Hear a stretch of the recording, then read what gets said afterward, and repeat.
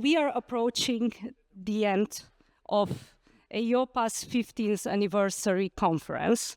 And as we do this, it's my real pleasure to invite Petra to the stage again to provide her concluding remarks and her reflections of the day. Petra, the floor is yours. Thank you. So, welcome back, Gabriel.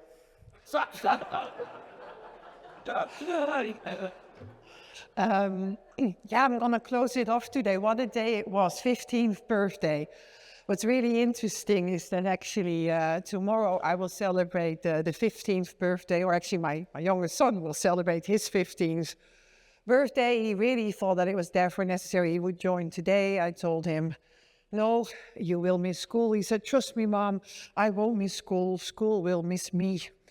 But I wasn't convincing. But it was good that you all were here, and I was very happy that I was here to listen to the discussion. And I think we started off with a nice flow with class really talking about the relevance. I mean, you have here the former chair of the Financial Stability Board talking about how important insurance is and that we make sure that works well. And I think that in itself, it's a bit confronting. Well, they're looking at us these days. But I think it also shows that we are a really relevant player, that pension funds are a very relevant player. And then I think a lot of also good and nice compliments from the Commission, but also this passion to move ahead, the encouragement to do that as a community was very welcome.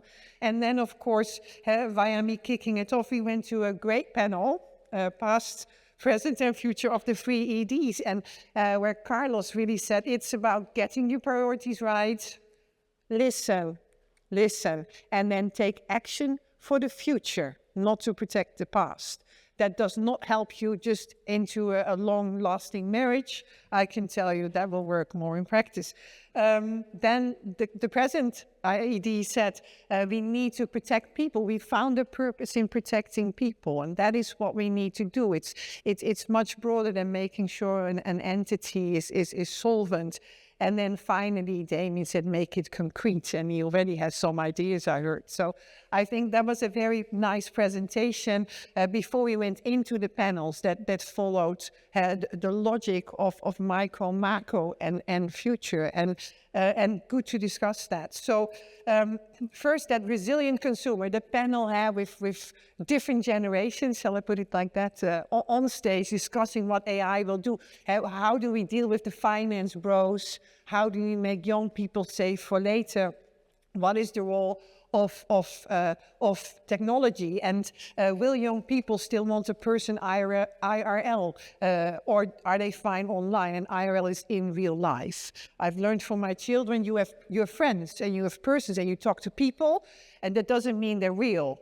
Then if you think they're real, you have to say IRL, otherwise it's online. So we need to maybe think about that IRL advice is very important as well. And I think we did agree on that. But I think what overall was heard is that enabling consumers and thinking about how you do that. Is it just financial literacy, or is it risk literacy, as Nick said? Is it saying we're doing it better than AI, or actually appreciating that they come with some AI advice, but then talk to an IRL person and actually enrich them in the dialogue. I saw this online, and this is what AI tells me, and then this is what we would actually recommend. So can the intermediary of the future, is that a mirror of what you found on social media? Let's see, but it's definitely about keeping consumers safe. And with that in mind, we went into lunch, and out of lunch, we were more or less back at the topic of class thoughts. The NBFI or the non-dogs, as they were called at some point. I appreciated that choice, but I'm definitely a cat person. So I wish it's a non-dog. But so how do you do that? Is it shock absorbing, or is it actually shock implying? I think that is maybe a better way to distinguish. But how do we deal with that? And here you did hear the need for data. The need for data sharing. You already felt that, that's a bit still scratching. if we want to share or not. Feels a bit, shall we do it or not? And then what do we do with sovereignty? But still, data sharing and then stress testing is necessary. Maybe not per se because we are the risky ones, but simply because there could be pockets of risk that impact us. And then I hope will be the ones that we're shock absorbing. And then finally, moving further, we went to this, I think, very interesting panel where a lot was said that is currently on the table and needs to be discussed. And it was said already, do we need a crisis to change in the EU? How much crisis do you want? I think, and that is what I started in my speech as well. It is really nasty outside, and I do not refer to the weather. So this is the time that we need to really make sure that we stand ready to deliver on what we know is the right thing to do, but how hot do we want it to be if we follow the logic of the frog in the pen? Now, clearly, you hear that also at our table, and there are several members with great ideas, but the important is, and others have other ideas, but the important is that we do have that dialogue on how we do it and how we make it work, and what then is important. I won't dive into the details, but I can't help myself of making one comment on the competitiveness. For those who were here at my opening speech, you hear we're very conscious of the position of EU and we want our industry to thrive. So that is definitely part of how I look at it as a supervisor. But one-on-one comparison with UK, let me do then what was advised. Let me ask the why question. Why did the Bank of England get this mandate, a secondary mandate? They have a wonderful paper, by the way, how they implement it. It's very simple. Already before the Brexit, the Bank of England actually itself has legislative powers. EIOPA doesn't, but they have. They can actually draft things that become law and they're enforceable. And then after Brexit, they even got more powers. And when they got all those additional powers to make law, industry said, well, listen, come on, they're legislative. They're making laws. They should consider competitiveness. And I think that is very fair. And so did the Bank of England. Now, going back to EIOPA, we don't have legislative powers. We provide technical advice within our mandate, and we give that to the Commission. And as the Commissioner said this morning in her address, we can have some strong debates sometimes on what we think she then needs to do. And sometimes she agrees, and sometimes she doesn't, because she will weigh competitiveness. And for me, that's a perfect way to deal with it. So competitiveness in our mandate, I'm happy to discuss it, but it has to come with legislative powers. That would be and I don't necessarily need it. I can also live with the situation where we are. But having said that, we do need to work, and I agree on it, on simplification. We need to make sure that convergence is not something that we just say, but then we go home and only act in the interest of our national market. EU can only work, and here I use the words of a very wise man, if our motto of united in diversity is going to be a lot more about united. And those words were spoken by our executive director. And that means I'm coming to you, Fausto, and I know for you that is not something you like a lot. You like to be a bit in the back, and I think Damien said it, in a solid house that functions well with a solid basis. One is always outside, but someone's actually taking care of the house. So I am going to say something to you today, because from the earliest day, dear Fausto, EIOPA has been building on trust and proving that an authority can make a difference. And you have arrived in those foundational years, now 10 years ago, and you guided EIOPA to a phase of consolidation and of delivery, bringing the authority, as some would say, at cruising speed. And you never lost the ambition to improve. Over the years, I really had the privilege, personal, as a professional, but also as a colleague, to witness your particular strengths. You are really good in building compromise, in finding solutions, in creating trust, and can I add, staying calm. Throughout your tenure, EIOPA strengthened both its internal structures and its external standing and became very efficient but also robust, while at the same time reinforcing our reputation in Europe.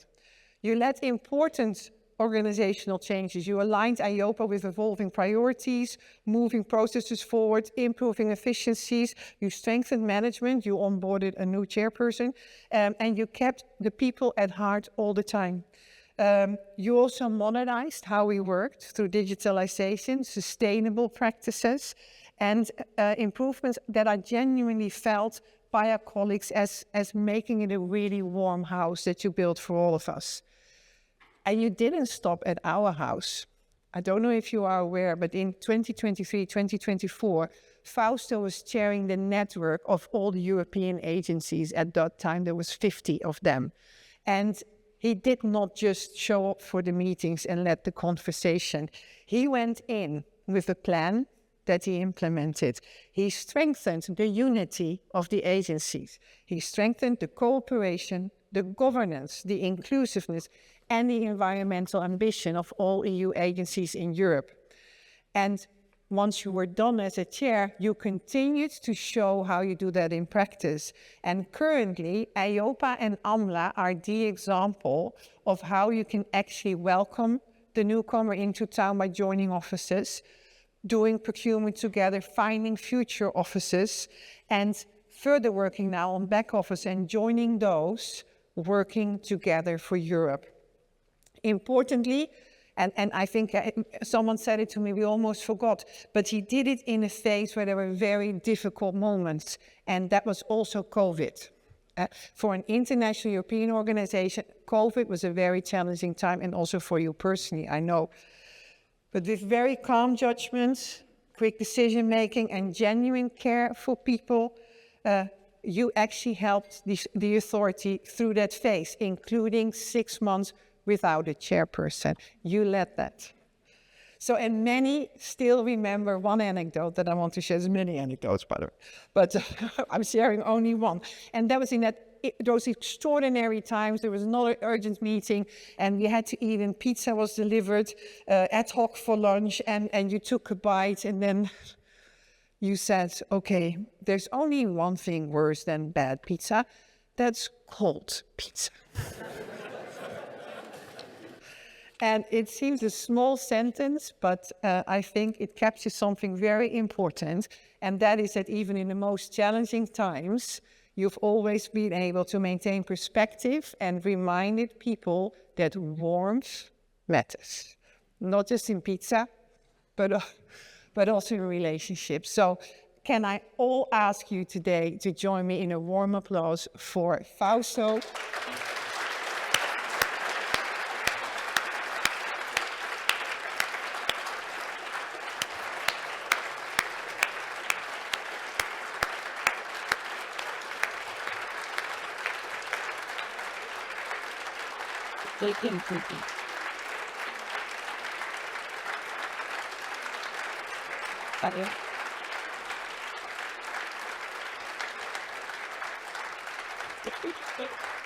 Yes. So Fausto, hello. Fausto, listen. I know you didn't want to do this. You don't want to do this. There's tissues near. But so we will not all ask everyone now to personally say something warm to you, but we did want to do that. So we bought you a very nice present, which is how you serve apple wine here in Frankfurt. Now, you already ate our pizza here, so we're not going to give you the wine. We put something else in there that's actually really warm, because most people here today have drafted a farewell message on a note, and the notes are in here. And so on behalf of the whole room, I'm very happy to give this to you, and you can read it at an own moment, and then you can get as emotional as you.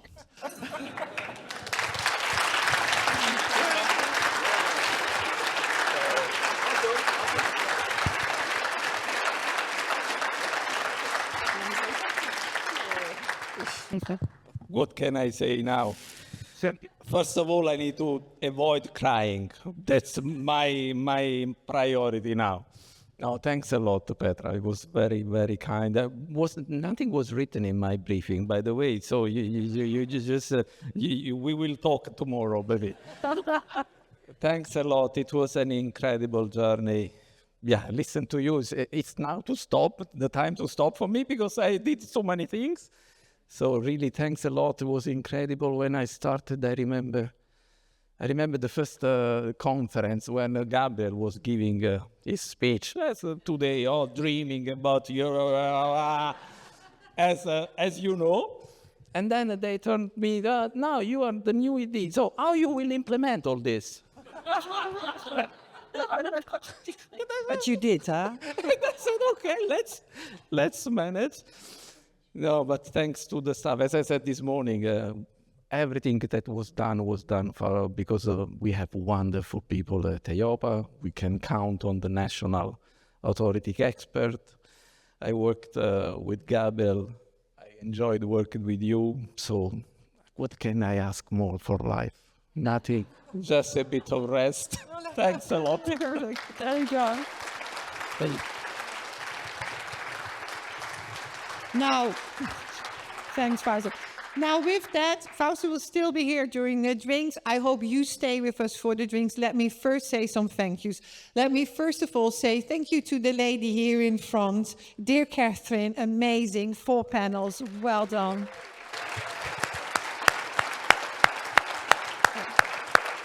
Then let me say thank you to Caroline. We love your drawings. We will keep looking at them. It's the best summary one can have of a conference. So thank you again for being here. Fausto already alluded to it. Big thanks also in the back of the room, but everywhere. Thanks to my team, my staff, our staff. Thank you so much for all the effort you did. And finally, definitely, if you would not have come to this conference, you would have missed the conference. But trust me, the conference really would have missed you. So thank you for being here today, and have a safe trip home.